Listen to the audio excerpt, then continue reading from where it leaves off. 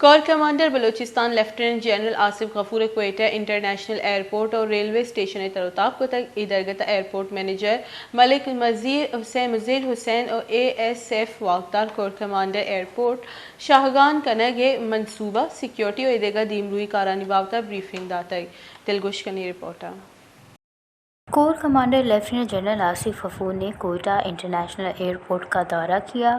اس موقع پر airport manager ملک مظہر حسین اور A S F حکام نے کور کمانڈر کو ایئرپورٹ کے توسیعی منصوبے، سیکیورٹی اور دیگر ترقیاتی منصوبے کے بارے میں آگاہ کیا۔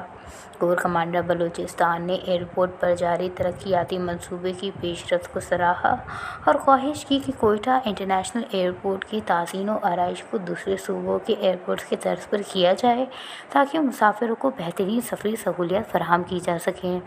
اس سلسلے میں اپنے ادارے کی مدد کا بھی وعدہ کیا۔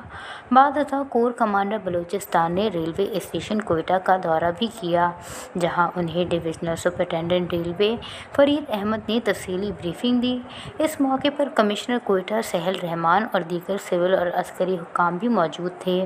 کور کمانڈر بلوچستان نے ریلوے حکام اور سول انتظامیہ کے ہمراہ مختلف شعبوں کا معائنہ کیا۔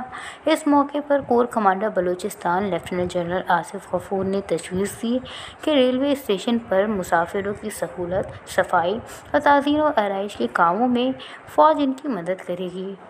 وش نیوز کوئٹہ۔